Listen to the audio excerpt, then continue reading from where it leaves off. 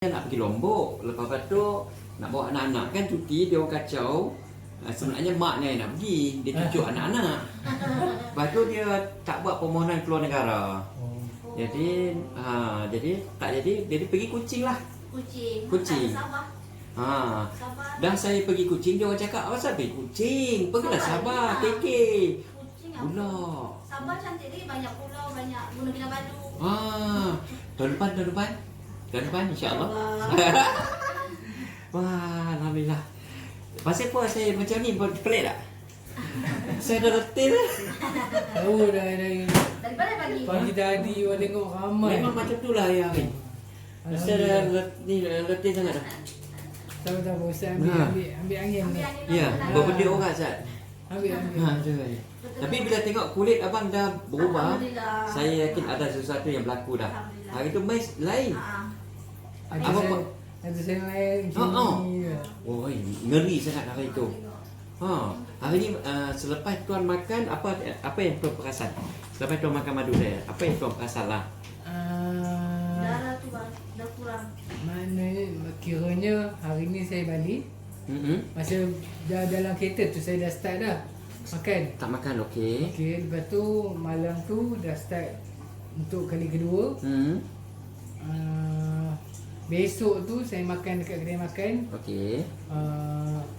Saya batuk, Ui, berdarah. Allah Rabbi. Berketul-ketul. Allah Rabbi. Untung kan. Sampai hidung saya embus pun berketul-ketul. Betul-betul. Lepas tu alhamdulillah seminggu clear. Kalau tak tu boleh katakan dalam seminggu tu kerap juga. Batuk. Batuk. Ui, kesian. Dia darah kan.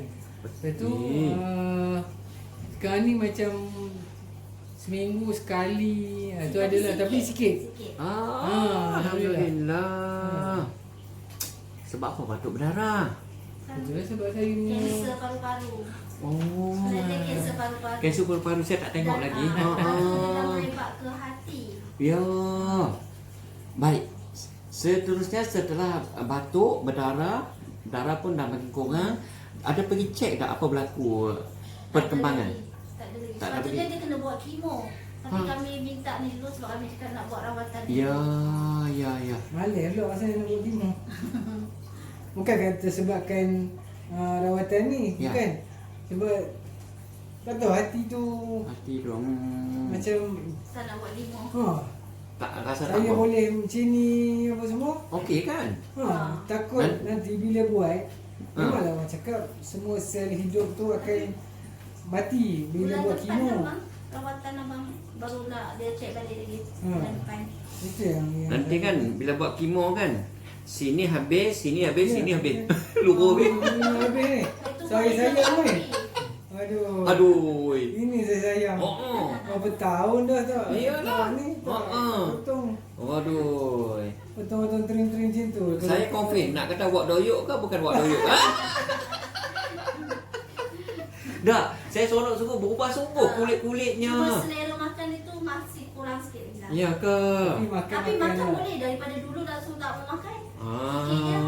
Sekali adalah selera tu adalah. Okey. Bagus, alhamdulillah. Hari ni masuk kedai saya pukul apa? Kita sampai lagi. Sampai pukul 12. Pukul 12. Pukul 12. Lepas tu keluar tak? Kami Keluar belum pergi makan. makan. Keluar pergi makan, lepas tu masuk balik. Dalam pukul 2 tadi pukul 2. Pukul 2 lebih. Dulu kan tuan tak tahan kan?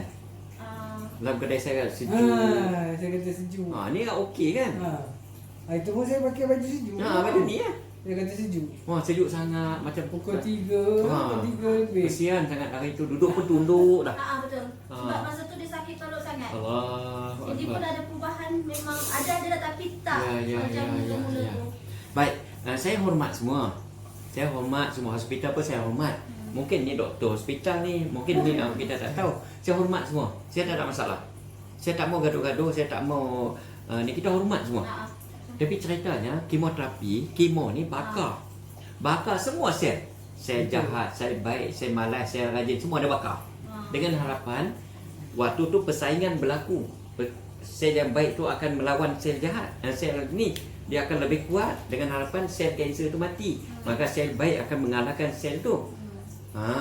Tapi kesan dia itulah Tuan akan cirit, tuan akan gastrik, akan lemak, akan demam dan sebagainya. Baik, kita hormat. Macam mana pun kita hormat. Cumanya kalau ikut kajian sains, habis sauda ni dia boleh jadi kemoterapi juga. Kadar membakar dia 14 kali ganda lebih baik daripada kemoterapi. Tetapi dia tidak membakar sel-sel yang baik. Dia fokus kepada benda-benda yang mudarat saja. Sebab janji Nabi, habadul sahabat, penawar segala penyakit kecuali maut. Maknanya benda yang baik dia tak kacau. Dia akan kacau benda mudarat je. Sama juga dengan madu lebah. Madu lebah surah An-Nahl kan. Ayat 8 dan 9 Al-Qur'an ni madu lebah penawar. Benda penawar, benda mudarat awak kena keluar. Kita pula Nabi pesan pula, rawatlah kamu dengan Al-Quran dan madu. Jadi madu dan soda ni kita doa, ruyah pula, serta baca Quran dan mengaji pula kena bersanad. Kalau tidak ngaji, tak ada rasa apa, tak ada rasa apa. Kita mengaji ikut YouTube aja, kan? Ambil YouTube aja, tak boleh. Jadi kena ada sanad, kena ada guru yang bersanad.